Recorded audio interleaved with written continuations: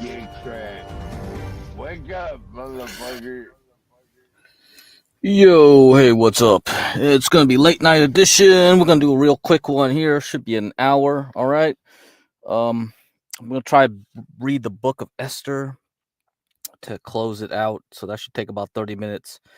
Okay, let's put this on the screen. Okay, so this is the earnings. I thought it was just gonna be all Chinese earnings, but I guess this quarter is going to be a bit different. We're going to get Broadcom actually on Wednesday after the close. So AVGO and Marvell, MRVL Thursday after the close. So we actually do get these things quite early this time around. So those will decide how the semiconductors are going to be. And then I'm not sure when Oracle's going to have its earnings. So that's going to be a big one.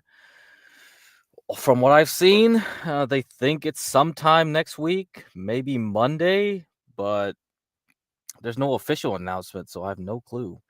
But yes, those will be the two I'm looking at. We have some other ones. You see Target up here. Might be a bellwether for consumer discretionary because Walmart's kind of in the staple side of retail. Target is more upscale. So sometimes when Target does badly, the market has a bad reaction to it. We'll see. I don't know. I don't really think retail stocks really have too much an effect though. Yeah, it's really so concentrated in technology that the only time it really mattered a lot was during COVID when we had shutdowns that were being lifted. So people were very curious to see how much people were going back into these stores like Target. And so like I remember Dick's Sporting Goods. You know, Dick's Sporting Goods when they reported earnings one time during the COVID reopenings, they were like really like hitting that stock a lot for some reason. It was swinging up and down. Like one time it dropped 50% on a bad earnings during that time. It was wild. But nowadays with everything in AI, I don't think they have much of an effect. So Target probably won't have an effect, but you know, tomorrow morning, it's tomorrow morning. Who knows? It could have something. They could do something, right? Let's see. CrowdStrike Tuesday after the close. So that's probably going to be with the software stuff. So it might matter, you know. And we have Ciena, CIEN. That's kind of like with the AAOI stock I was talking about earlier. And you remember Lumentum, LITE? I talked about that before. And Coherent, COHR. So those stocks kind of have been the leaders of the semiconductor-ish stocks. So not really semiconductors, but you know, they have to deal with the optical fibers and interconnects. So they deal a lot with AI data centers. If they don't have enough of a growth, then you'll see some issues there. But again, it's in between Marvell and Broadcom, two of the semiconductors that also have chips that do AI. So a lot of their earnings will affect all that. Yo, Dancer, what's up, Dancer? Yeah, and then we have Costco. Costco should be a no-brainer, right? Kroger, I don't think will do anything. But if you care about the, grocery shopping sector, definitely Kroger, KR is going to be important to see how that does because tariffs kind of matter, right? Inflation. So maybe people will look at Kroger as a bellwether too. So Kroger and Target, I put in like might affect the markets, but mostly it's Broadcom, Marvell. Okay. Yeah, this is all stock stuff, all stocks. And then after 30 minutes, I'll read the book of Esther because this is Purim. We're still in Purim right now. It will end in Israel at 10:30-ish a.m. Eastern. Yeah. So we will read that because this is the holiday to read that book, apparently. And it's an interesting book to read, especially when it deals with Persia and the persecution of the Jews. Yes, oil will skyrocket. Yes, so I've been telling people to buy UwU since for the past month, I think. So that's doing well. The other thing I'll mention too is Korean stocks. I have some international stocks I want you guys to look at. Um, Not saying that you should buy Korean stocks or anything, but for the people still hanging out in silver, you do know that there was something that beat both semiconductors and silver in the last couple months, right? Because if you guys were really looking for aggressive pumping stocks, you should have been looking in Korea. So let me put that up here. Let me see. EWK Korea. Okay. So we have an ETF. Well, I can look at the ETF proxy. So let me look at the monthly. Okay, put it up on the screen here. Oh, you know why that happened, Dancer? So you're talking about the diamonds. So did you know that De Beers, the monopoly in De Beers diamonds got something happened with their monopoly. So they had a monopoly even with lab grown diamonds. And so the thing is like, this is why I've always hated diamond prices. It's artificial. You see gold and silver, copper, oil, they all have a market where people trade it. You never heard of a diamonds futures market, right? Nobody can tell you what exactly a diamond is worth. It's all artificial. It's all artificial. They just monopolize the mines. And then when all these lab grown ones came around, they tried to kind of like, try to promote that real diamonds are somehow better and unique, but that didn't work. And then they tried to, I guess, make their own, like, oh, well, this is approved by us, lab grown diamonds or whatever. And something happened, I think 3 years ago. Somebody on Bloomberg TV, they were talking about this and said, like, the diamond prices are now going to crash. There was something I forgot. I had a clip. I think I saved that clip from that guy who said it was 3 years ago.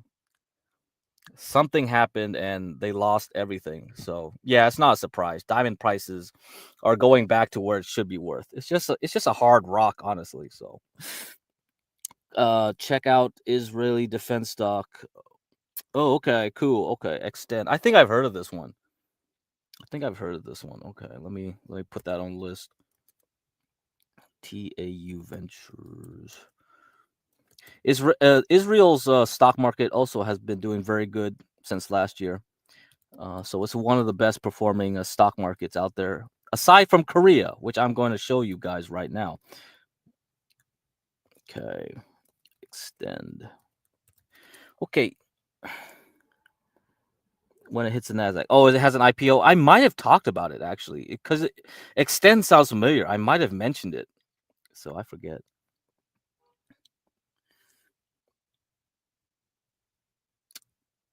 Elbit. Okay. Elbit. All right. Okay. Weapons. Israel. All right. I'm also was going to talk about the Israeli stock market too. So good thing you guys are mentioning that. So I'll have to look into some of these. Definitely a lot of opportunities out there outside of the US. So this is the Korean stock market. See? So this is January and February. You see that? That's crazy. It looks familiar, doesn't it? Like the whole move here.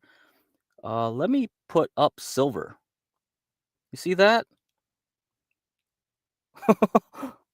It's pretty it matches it pretty well. So the blue line is silver. Huh. So yeah, all you guys are hiding out in silver. I think you guys should have switched over to Korea in January.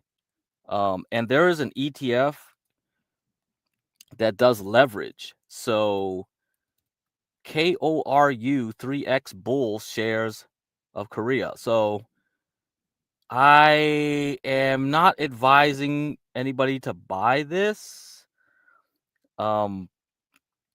Because this is just following the AI bubble, all right? Silver, same thing. It's all the materials that goes into things that need to be put into data centers and such. So, of course, silver, copper follow that same logic. Now, Korea follows that same logic. I love geopolitics. Yes. Oh man, but Man, this is the same thing with AOI. Like I was talking about this stock in the morning. We today we actually cracked the previous high. Okay, so AOI is the stock that I use to learn trading. So when I decided I was not just going to do buy and hold like I usually did. So before 2017, I was just a buy and hold guy. I never traded, but I decided then that I was prepared to like leave my job, retire. Like I wasn't going to go look for another job. I knew our company got bought out, and I was just thinking, well, okay, once you get bought out, you got to think about moving on to another company because, the new company culture is probably not going to be the same. I'm not going to have fun like I used to have because I did have fun, and I'm getting up there in age. Okay. Like, will I like it going to another company, a new company, learning all the office politics, do everything again? Um, I had friends that could have just been like, okay, I could jump to another company where I knew people so that I didn't have to, be worried about protecting my ass in the office. But I said, I'm done. I'm done with the games, playing games. I want out. So I started learning with this stock. And this stock is an optical company, and they only have one customer basically back then.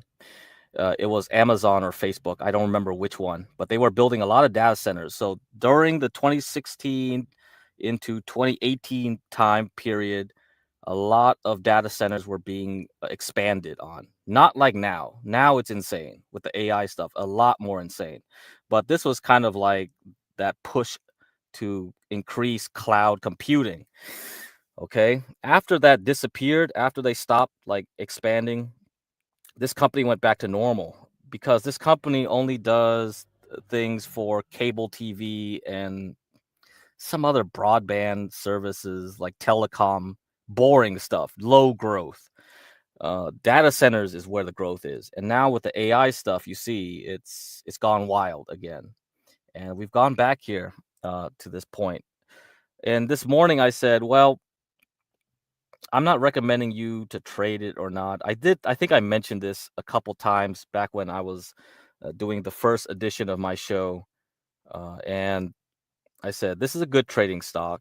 If you like it, you can see like when it goes to $9, this is a very important area.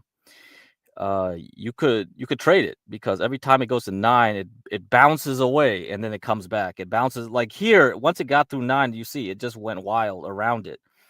Uh, but this last time, like April, right? It got to 9.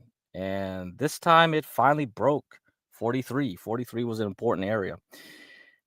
So earnings, we had earnings on Thursday, Friday. So I'll watch this stock, not necessarily meaning I tell you guys to buy it, but it's a good indicator for AI.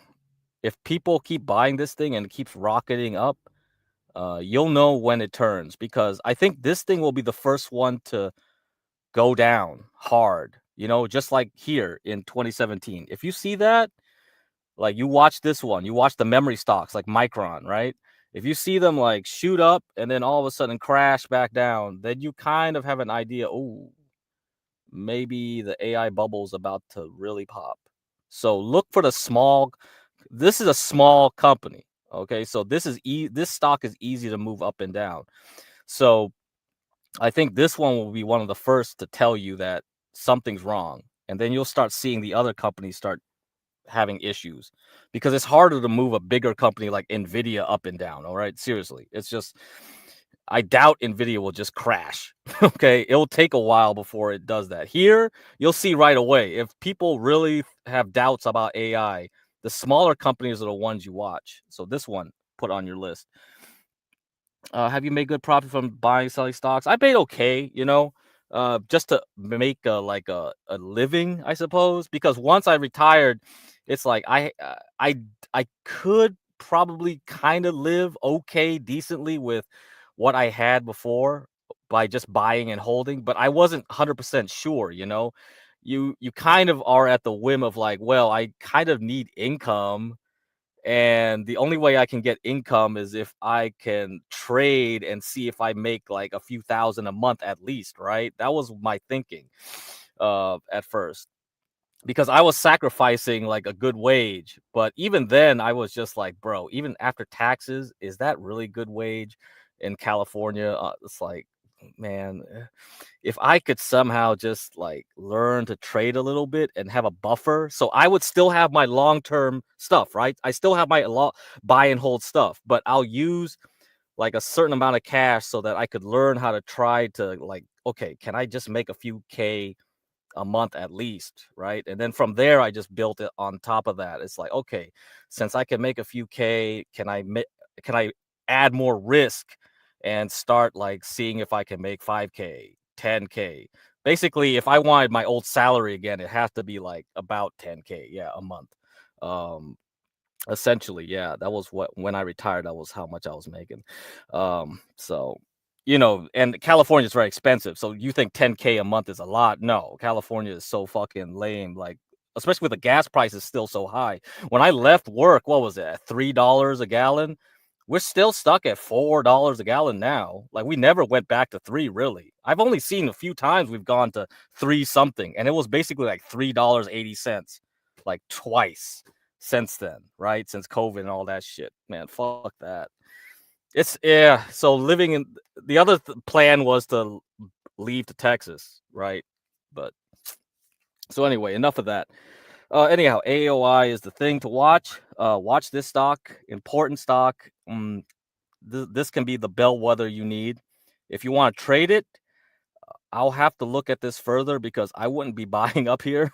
All right, see if it pulls back first, because this is a significant break to get above 46. Now it's trying to get above 100, but this is not enough evidence for me to believe that it's going to stick. Okay, so wait a while, because this could be crazy. Once we get the new Fed chair too, that will be important. That will be the important one. So Korea, we mentioned that, right? So EWY is the ETF for Korea. I'll definitely talk about Mexico and Brazil, and two other ones that I'm looking at. This one, yeah, it's really AI driven right now. But for anybody that really thinks they want silver to keep going up, you might want to look at this, because if AI is still wants to have a next bubble up, I think we have to pull back first. So wait for that, and then we'll watch it. Um, but yeah, I think this will be a better play than anybody that wants some crazy silver play. I have a silver ETF for you.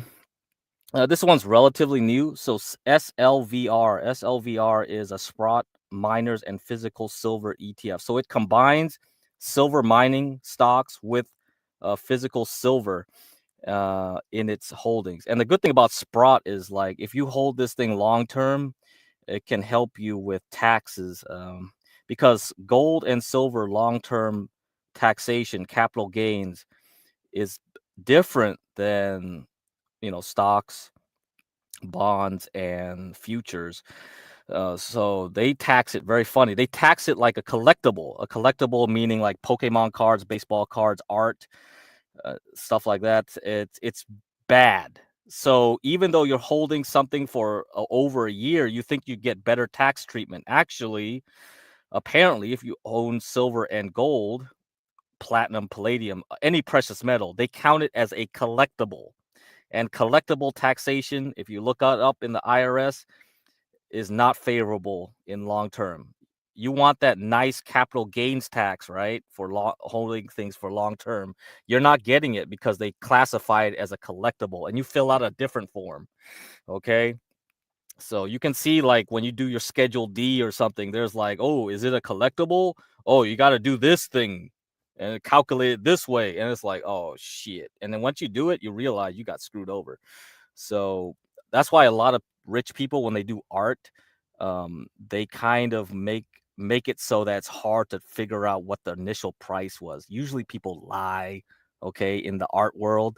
They just erase what the price they bought it at auction, and they write in a different number. So yeah, that's always a problem.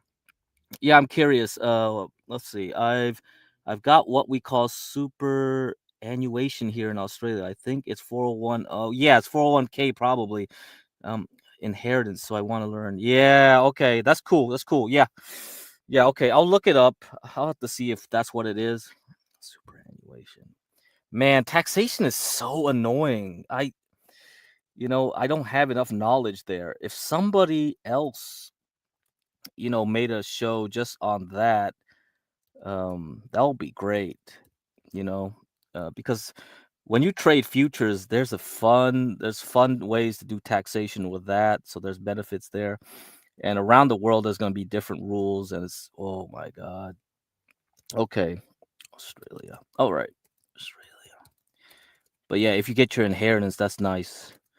That's nice. Definitely should use that money and think long term. And if you have kids or grandkids, that's the good thing to learn too, because you'll learn it for them and you can teach them, and they'll be better off. Honestly, yeah. All the stuff I did was because I learned it young. So or property. It depends on your goals. I never did property investments just because I didn't like the headache of doing it. If you grow up with people that know how to do it and things, when you're young, definitely you'll probably do that more. And of course, you need to live somewhere, right? So if you don't own a house anyway, yeah, definitely it might be because I knew a friend who just did flip houses, okay, and because like he just rented and then all of a sudden he just decided, oh man, fuck this. Why am I paying all this rent? I'll just buy a house, get roommates, like, buy a beat down house, fix it up myself, learn it. So it depends on your personality. I just hate the idea of having to do something like that. Um it's really a family thing too. Yeah, I think. A lot of Asian families probably is easier, because they're fine with living with their family if it saves them money, so they kind of get used to that. So then they'll share money to own property, and then they'll learn it that way, right? Then they'll start buying more properties, and then just that's just how it is. Yeah. But I never got into that. I never got into that. Living hours is a lot of work. Yeah, yeah. You have to really be committed. So my friend was just like, once he got going, he was just boom, boom, boom, boom, just kept doing it.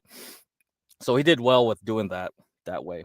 For me, stocks are kind of like they don't talk back to you. I don't need to worry about like tenants or roommates. Oh man, I think that's the reason I didn't want to do it too. Is like, oh man, I have to get roommates, like because like I need someone to to give me some money so I could pay the mortgage, and then I'll use that to get a loan. But if you did it before the COVID times in America, it's easier in America too. So that's the thing. You're in Australia. Maybe it makes no sense to do that in Australia because in America it's just like it's a different game, right? We have 20-year loans, 10, 15 and 20-year or 30-year. 30-year? Okay, whatever. Something like that. 7, I think there's a 7, 15 and 30. Yeah, something.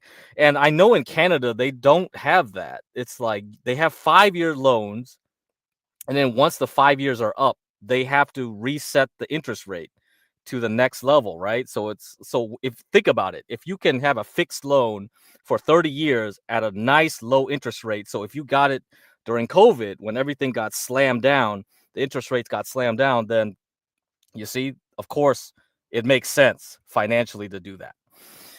In other countries, might not be so attractive when you're thinking like, oh, after 5 years, I have to like get a new loan and it gets set to the higher interest rate. Then what's the point?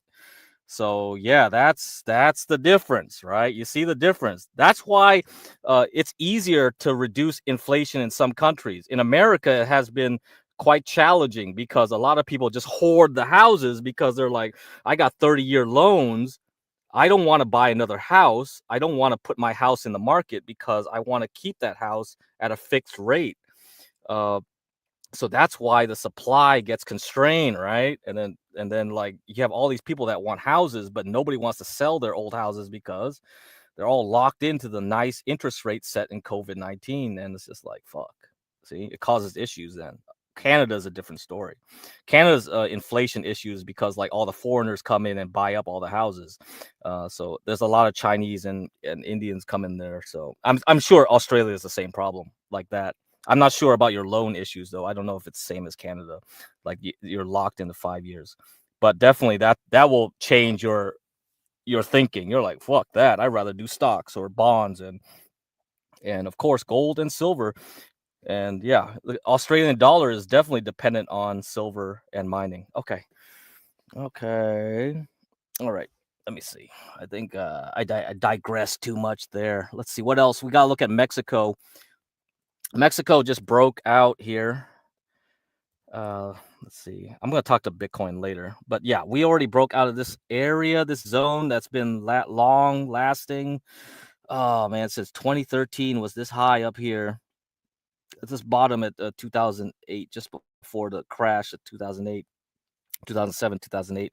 So we finally broke out. So Mexico, I think all that nearshoring, all the things that going against China right now, Mexico has been doing fine. Of course, you hear about the cartels and blah, blah, blah. But honestly, there's a lot of nice Mexican stocks. And I mentioned this. So EWW is the ETF. I mentioned this because there are South American stocks, okay, that are doing well, and Central American stocks. And this one here, so this is telecom, mobile, in I think all in South America. I think this one covers all of them. So this has done really good since 2022.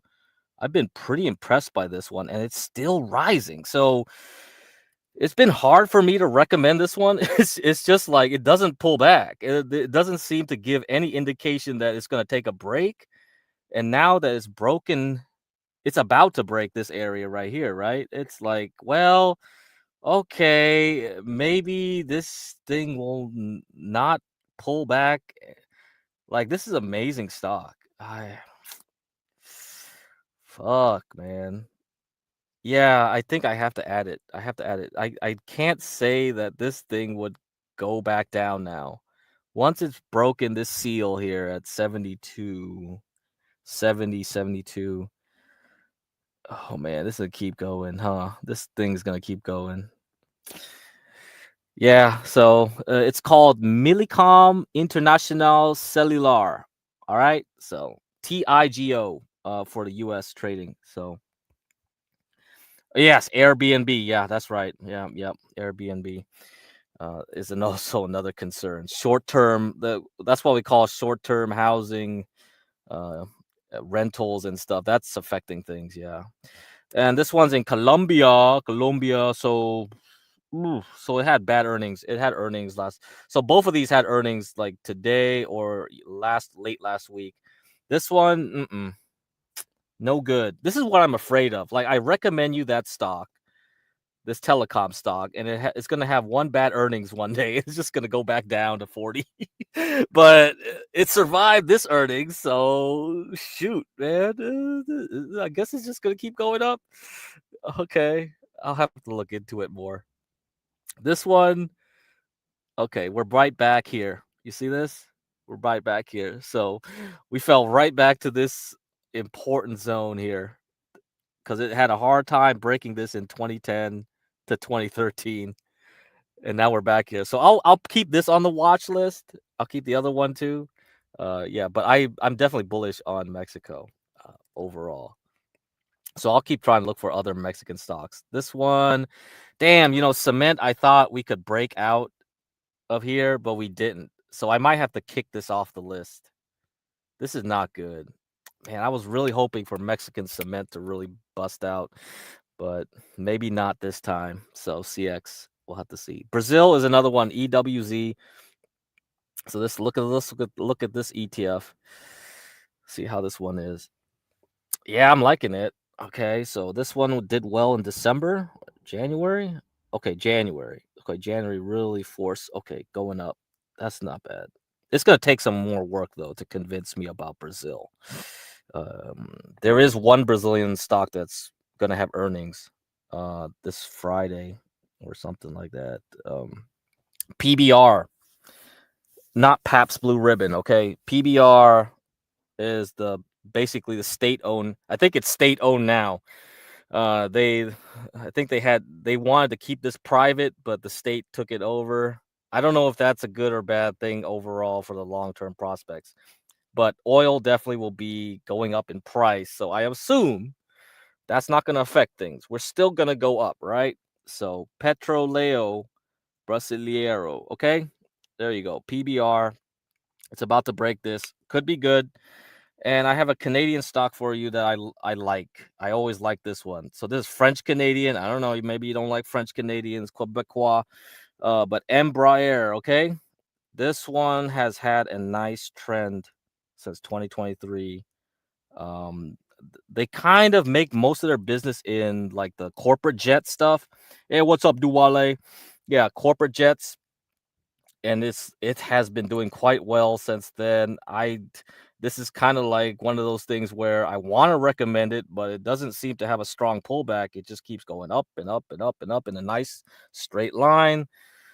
And man, it already broke it quite a while ago. So I don't think this earnings is going to be bad. I think it's going to keep going up. That sucks because I know some of you might be like, man, I don't want to buy this thing. Like, when is it going to come back down? No, it looks like it's just going to keep that trend. So that's not a bad thing necessarily. Okay, guys, having a good trend, keeping it going up, not a bad thing. Okay, any other earnings that we might have to watch? ASTS, this is a wild one. This is a space satellite stock. I talked about this in 2024 a little bit. Like, you see this? It's like, okay, $25. All right, that's the blue line here. That was the high after the IPO. And then we had this like fight, this multi-month fight. How many months we had to fight? So we got here in August 2024. Okay, 1, 2, 3, 4, 5, 6, 7, 8, 9, 10. And only in June of 2025 we broke out. This is a I can't, it's hard for me to recommend this one right now. Like, so I told people in 2024, like, if you want to take a risk, pay attention to this stock. It took many months, you see, right? It took nearly a year before it finally said, okay, time to go. And it finally broke out and went up. But like, it's not easy to hold. Like, you have 1 month that it goes up 63%, and the next month it's down like 30%. It's just not something I would recommend people as a buy and hold. A trade for sure. Trade. Is the market down because of the war? Market wasn't really down. I don't know. How are the German markets doing?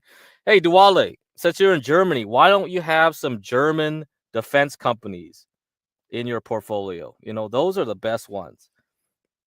Those are really good companies to have. Let me see. Let me just go to this screen here. Okay, let me share this. You should look at European defense companies, German, British. Those are the ones you should be looking at. Those have done very well since Ukraine, and they're gonna do a lot better now after we got war here. Okay. So I think they're going to continue going up now. And so let me put it up for you. Maybe you'll recognize some of these.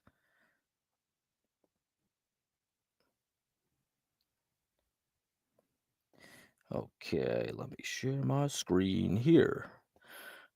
Okay, Duale, take a screenshot. All right, take a screenshot. Okay, so we had earnings for Leonardo. So this is Italian.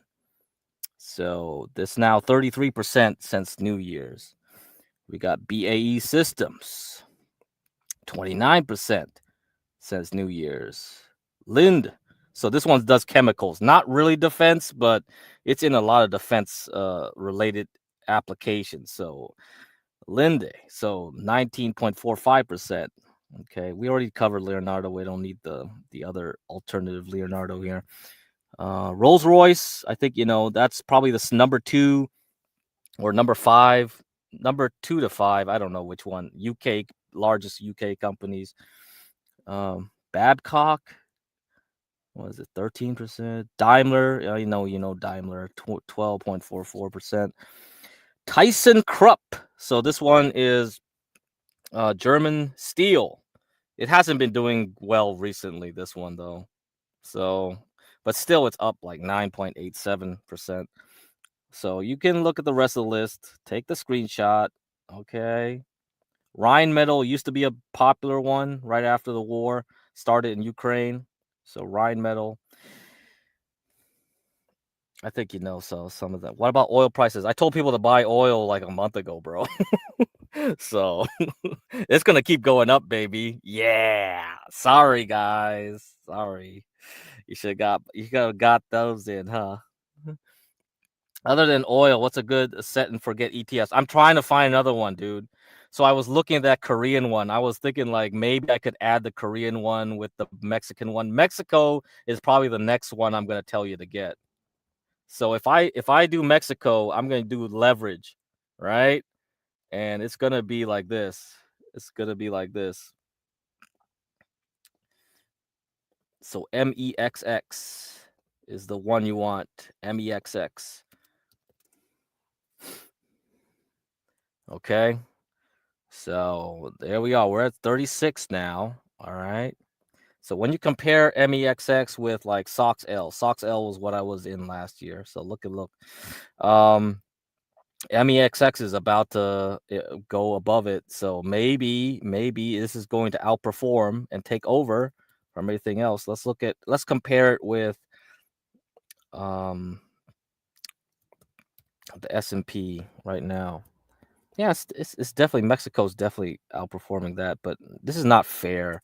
Let me do TQQQ. So let me do leverage NASDAQ. How about that? Maybe that's a more fair comparison. Yeah. So Mexico at least is doing better than leverage NASDAQ. It's not necessarily doing better than the semiconductors yet, but so Mexico's coming up next. So MEXX. Okay. So we're gonna have a lot of nearshoring. And I've heard stories that there's a lot of inflows into international stocks. So not only small caps, international stocks. So that's good too. That's what I expected. I was thinking people want to look at international more and more as the year progresses. But the other one would be like healthcare, but still I have to see whether the pharmaceuticals are going to do well. Because usually at the end of a bull market, the pharmaceuticals will do well. Yeah. That's it. Oh man. Yeah, biotech. I still have to wait and see this one too. So it's hard to find it. I mean, Korea was basically the only one when I was like looking around today. I was just like, yeah, Korea's still doing well. This AI stuff has really been pushing it, but it's like, fuck this. I don't know. It's really just like silver, man. It's kind of like it's too bubbly. Like oil is just beginning the bubble, right? So when I was looking for stocks to buy in April, that was leveraged like this, just to set it and forget it. I just basically put semiconductors, and semiconductors have done well, right? Honestly, but there are a few things that eventually. The other thing too was gold miners leverage.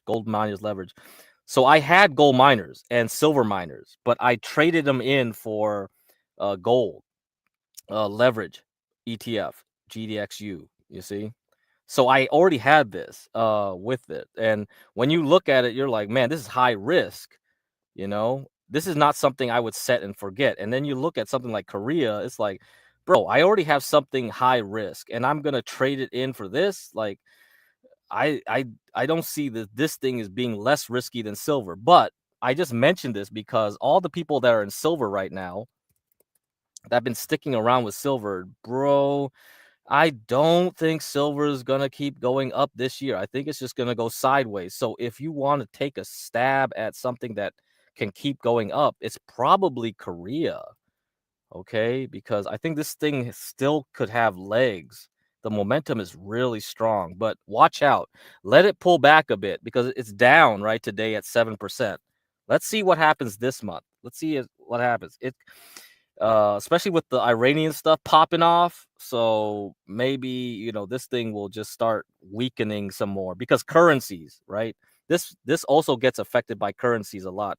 The Korean won very sensitive, right? So a lot of the Asian currencies like that will definitely cause issues. But keep that in mind. You know, KORU if you want.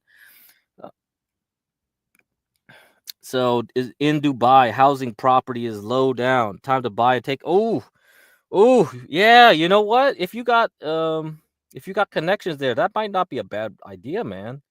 You know, if you can, you probably have a big family. You know, you're Somali, right, Duale? So you could get some people and pool your money together. You could buy something up. It's still too early for industrial metals. You said lithium, uranium. Yeah. I'm still looking at lithium, uranium. I don't think it's early. I mean, not late. I mean, and not early. I mean, I think we're in the right spot. We're in a sweet spot right now. So we're ready to move a lot higher if we're ready. If you talk about like really early, last year was probably the low because China gave up on monopolizing it. That's kind of why lithium started shooting up in November around here. You see, August into November because then the Chinese stopped dumping lithium everywhere. So you could see the change right here over the summer, and then you see with SGML, it's kind of like that. But this is not like too late. But I'm not saying it's too early either, right? Uh, okay, but I didn't want to play a lot too much into this one because semiconductors were still good. So why would I move some of my capital, too much of my capital away from it? Now that I'm pretty much done with semiconductors, I'm looking for more opportunities other than oil. And this one and uranium. So of course, this is uranium miners, right? And then there's the junior miners. So URNM is the Sprott ETF for uranium miners. There's also the URNJ junior. So this is more risky. Okay, so that means this one will have a better time shooting up a lot higher. All right. So that's gonna be the play to make. And yeah, I think yeah, of course, everybody who buys that's why a lot of people who buy anything in April, that's why I didn't even talk about anything after April. It's like there was very few things that didn't go up since April. Very few things. One of them was oil. It went sideways. Lithium went down and then kind of went back up. Okay, so that's, I guess, is sideways. Banks, boring. Okay, banks were boring, right? So you see that, like, okay, you got to bounce on from April, but you went sideways. Now it's going down. So it's pretty much flat. Let's see. How about real estate? Real estate, has that been flat? Let's see. XLRE. Yeah. You see that? So only the month of April you had this crash, bounce back up, flat, pretty much flat, right? Come on. So boring stuff. So we have to plan out, like, okay, when should I move more of my money in this area and then take it away from another area? I could have went into lithium, I could have went to uranium, but semiconductors were still good. I could have been more of a risk taker and say, oh, forget semiconductors, push everything into silver and silver miners. Or I could have said, like, go to Korea and fly to the moon with these guys. But this looks scarier than silver to me. I was just like, what is this thing doing? This is outrageous. This AI stuff in Korea is just going bonkers. So yeah, it's tricky. That's why portfolio management is tricky. Some people, they want more gains quickly, but they hate it when, you know, they lose, right? You take a risk by buying up more gold miners or this, because who knows when the bubble really would have bursted. But I think hopefully when I get more and more experience with the cycles and this thing, I can predict this a lot better, and the DeMark indicators. That's the whole point of me trying to learn those things for you guys, because those are advanced stuff that I never knew when I started doing trading. When I started doing trading, I was just looking at this dumb stock, AAOI, and going like, what the hell? Why are people so optimistic? And then once it stopped, why are people still optimistic and still buying the dip? They kept buying the dip. Once this happened, they started suing the company. They had a class action lawsuit. I kept following the people on Twitter, and the stock twits and all the places where the boomers was. Yahoo Finance, that's where all the boomers hang out, and they were always screaming and yelling at this company. It's like, what? I'm gonna sue this company, this and that. Who cares? You're only gonna get pennies on the dollar. Whatever you lost from buying the dip all the way down to here, it's like you're better off just been like, I'll just take the L and and take a loan and buy here and then ride it all the way back up, because now we're all the way back up, man, instead of like suing them and wasting time with lawyers. So yeah. Anyhow, yeah, I think this is why you need the demark stuff. For something like that, you need the demark stuff. Let me do this quickly, and then I'll go on to my reading of Book of Esther. Okay, let's see how much of the book I can get through, and then we'll continue on tomorrow. Okay, guys, because I see Bitcoin kind of trying to go down right now. All right, oil's juicing up. Yeah, let's see. Bitcoin is kind of looking weak for me, so I'm gonna see what happens tomorrow morning. So I'll be back tomorrow morning, see what happens. If the Nasdaq wants to puke, I had the feeling that this was a trap today, but I'm not 100% certain it's gonna happen tomorrow. But it didn't look convincing enough to me. With how much volume had to go into Bitcoin to push it up, that's not a good sign. You want low volume when it's going up that way, because we already tested it like on Thursday, and then it's like whoop. So you want low volume right now. It shouldn't be hard to push it up if people actually bought it at 60K and below. So I don't know what's going on. Why is it taking a lot of effort here? Okay, so let's see. I'm gonna put this and I'll put it up for you guys. Let's see what this thing looks like. Okay, DeMark indicators. Let me do the monthly. Let's do the monthly, see how that is. So its target was 132. So I'm using the EWY, okay, ETF for Korean stocks. KORU is just 3x this, okay? So KORU is the performance is derived from this. So I'm not looking at the KORU. I'm using what it's based off of. It's based off of this, and it's just leveraged 3 times. So this is where it was targeted at 132. We hit it already. Okay. It's already completed a 9 count on the monthly. So it has a trend now going up. And we're going to have to see if there's a new trend going to start going back down. But for now, I'm just going to assume that it'll continue its way up, because this is new territory. We've never been this high before in Korea. Okay. And let me look at Israeli stocks. So EIS is the ticker. So EIS, another one that's acting like it's a bubble. So is Israel here.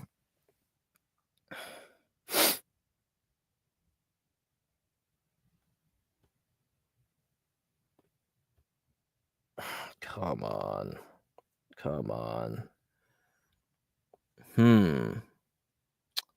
Damn. Man, this is a very strong trend. Very strong. So when was this? Since April? Yeah, probably since April or some shit. Let me refresh this. I think the thing got kind of screwed up here.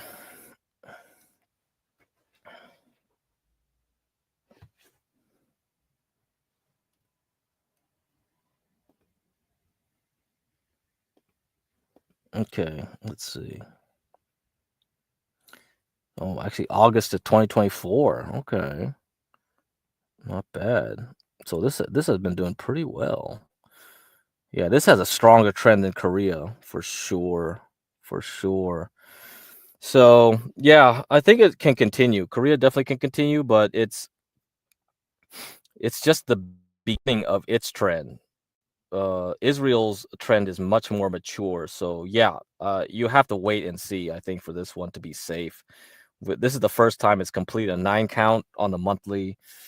You need a few of these before you say like, okay, we're cool here, because this is it's a monthly trend. So finishing 9 is very good.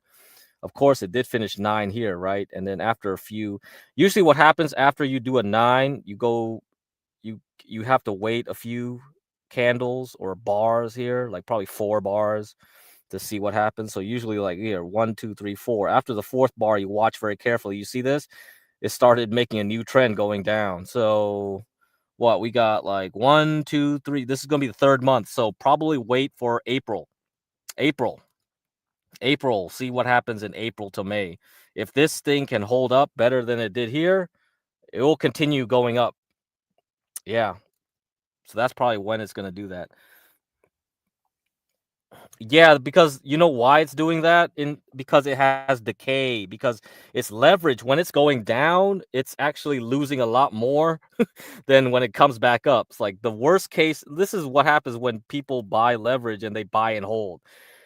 If you buy and hold like a moron, you're gonna get burnt. Like there was a lot of people buying this leverage during COVID.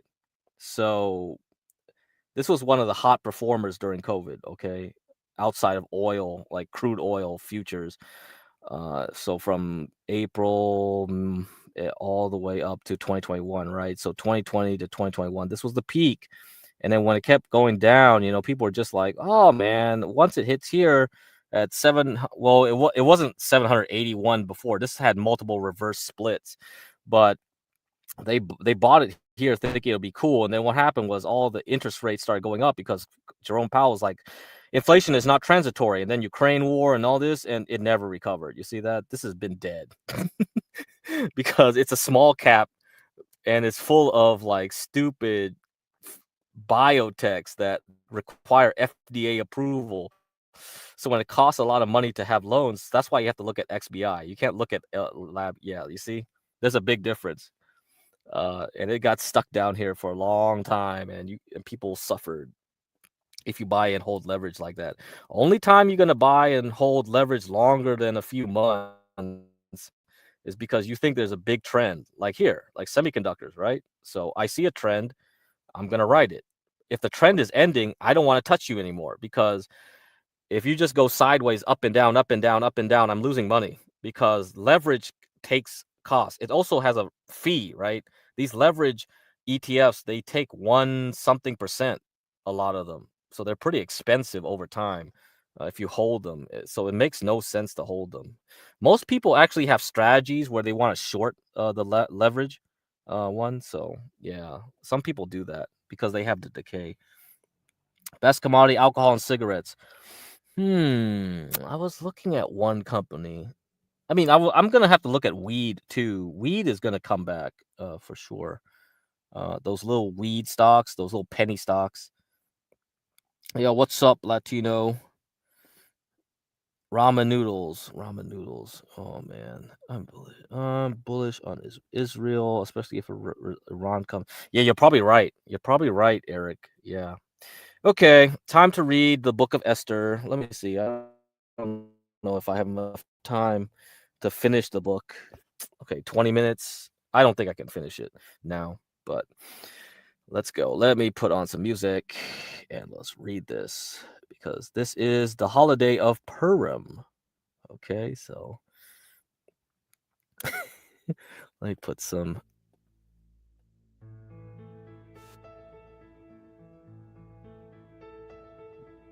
Esther, chapter 1. Now it came to pass in the days of Assuerus. This is Assuerus, which reigned from India even unto Ethiopia, over 127 provinces, that in those days when the king Assuerus sat on the throne of his kingdom, which was in Shushan, the palace. Wonder if that's Susa. So Susa is an actual real city. Assuerus, I guess, is Artaxerxes or something Xerxes. I don't know. I don't know the old Persian prefixes for the names. In the 3rd year of his reign, he made a feast unto all his princes and his servants, the power of Persia and Media, the nobles and princes of the provinces being before him, when he showed the riches of his glorious kingdom and the honor of his excellent majesty many days, even 180 days. And when these days were expired, the king made a feast unto all the people that were present in Shushan the palace, both unto great and small, 7 days, in the court of the garden of the king's palace, where were white, green, and blue hangings fastened with cords of fine linen, and purple to silver rings, and pillars of marble. The beds were of gold and silver, upon a pavement of red and blue and white and black marble. And they gave them drink in vessels of gold, the vessels being diverse one from another, and royal wine in abundance, according to the state of the king. And the drinking was according to the law, none did compel. For so the king had appointed to all the officers of his house, that they should do according to every man's pleasure. Also Vashti, the queen, made a feast for the women in the royal house which belonged to King Ahasuerus. On the 7th day, when the heart of the king was merry with wine, he commanded Mehuman, Bistha, Harbona, Bigtha, and Abaktha, Zethar, and Carcas, the 7 chamberlains that served in the presence of Ahasuerus the king, to bring Vashti the queen before the king with the royal crown, to show the people and the princes her beauty, for she was fair to look on. But the queen Vashti refused to come at the king's commandment by his chamberlains. Therefore was the king very wroth, and his anger burned in him. Then the king said to the wise men, which knew the times, for so was the king's manner toward all that knew law and judgment. And the next unto him was Karshena, Sethar, Admatha, Tarshish, Meres, Marsena, and Memucan, the 7 princes of Persia and Media, which saw the king's face, and which sat the first in the kingdom.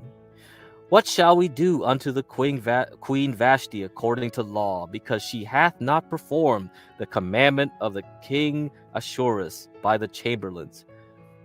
And Memucan answered before the king and the princes, Vashti the queen hath not done wrong to the king only, but also to all the princes, and to all the people that are in all the provinces of the king Ahasuerus. For this deed of the king shall come abroad unto all women, so that they shall despise their husbands in their eyes. Holy shit. Oh man, hey, is this some anti-feminist shit in here? Oh man. Purim is a very evil holiday. You know, Eric W told me like Uncle H did not like this at all. Like, so during like World War II, all of them were all of them were just like saying like, yo, Hitler, you're, oh man, yeah, bro. Anyway, yeah, but yeah, I'll keep reading this. Woo.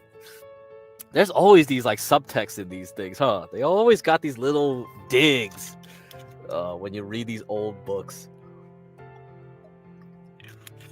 Wow, all right, didn't know that. Okay, where were we? All right, so let me read this again, because this is probably fun. For this deed of the queen shall come abroad unto all women, so that they shall despise their husbands in their eyes when it shall be reported.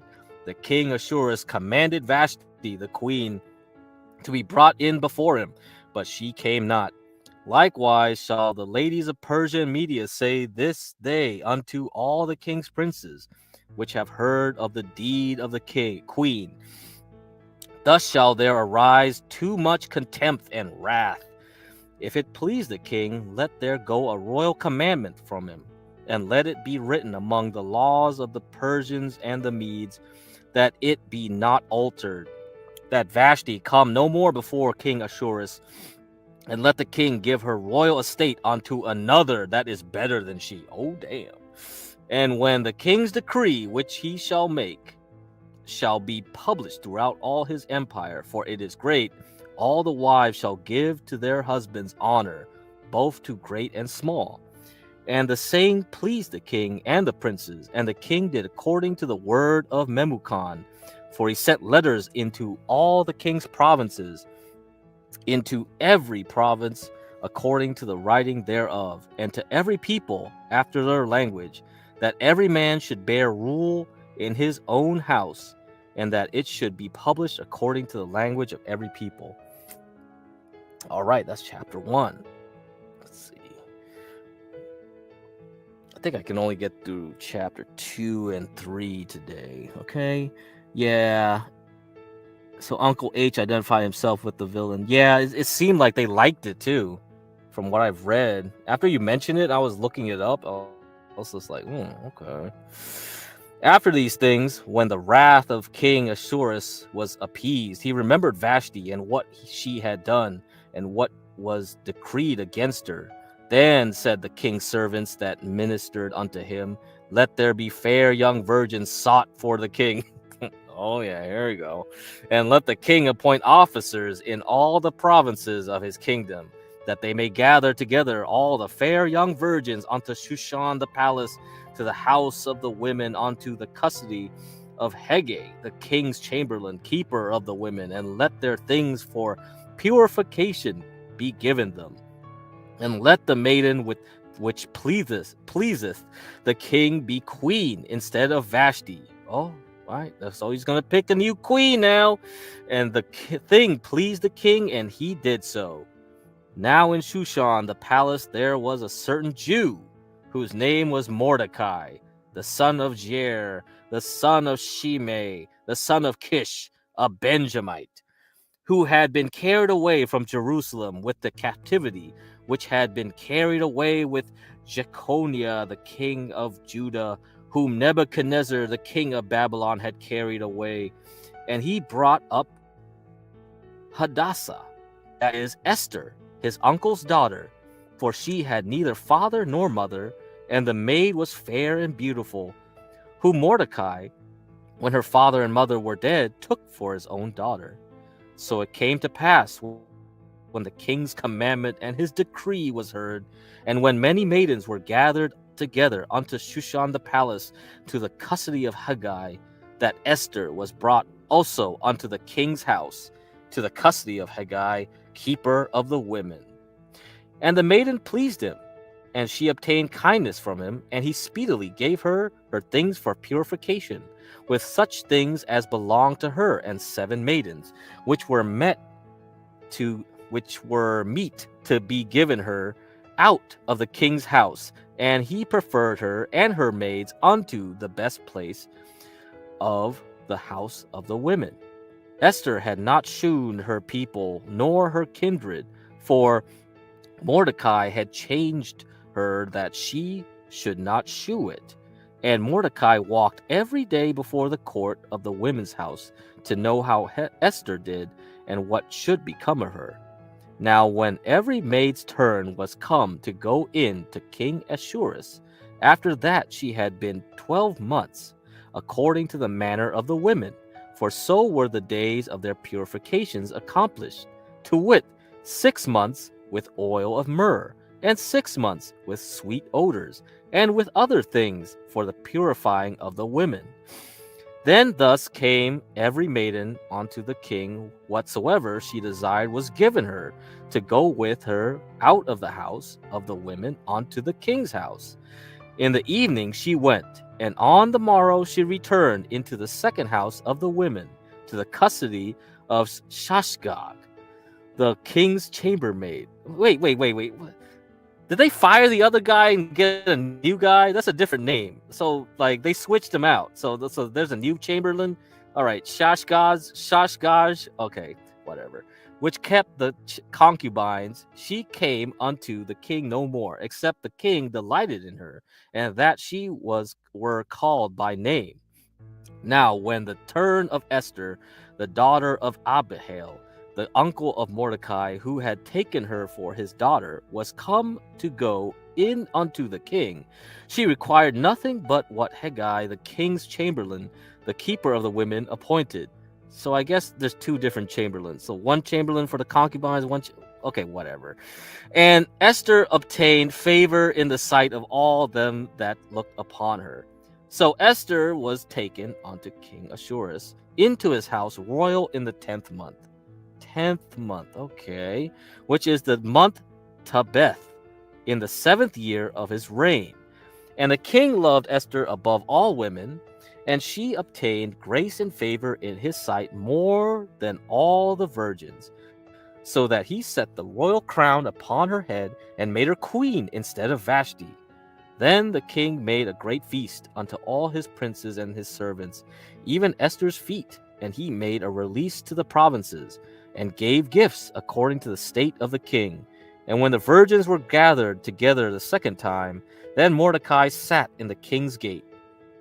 Esther had not yet showed her kindred nor her people, as Mordecai had charged her. So she's keeping her ethnicity hidden. Okay, that's the translation there.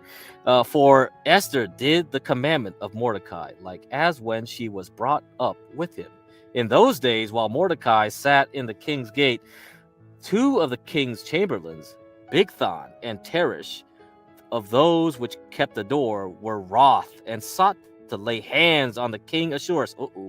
Palace coup, baby. And the thing was known to Mordecai, who told it unto Esther the queen, and Esther certified the king thereof in Mordecai's name. And when inquisition was made of the matter, it was found out. Therefore they were both hanged on a tree, and it was written in the book of the Chronicles before the king. All right, guys, I think I have to go, so I'm not going to be able to get to chapter 3, but we'll get to chapter 3 tomorrow morning when I get it. All right, Brian, Uncle H is of the Persian persuasion. German persuasion. Yes, who is Uncle H? Yeah, you know now, huh? Yeah. All right, see ya all. We will continue, okay, with this story. Some dramas happening in the palace. I don't know, the Iranians have a drama in their own palace, I think. Who's going to be the next supreme leader? We shall see. And yeah, I'll have to look at Bitcoin and oil again tomorrow morning. That's kind of like what we have to do. You know, Bitcoin is kind of a leading indicator. Okay. That's why it's important. Okay, guys. Later.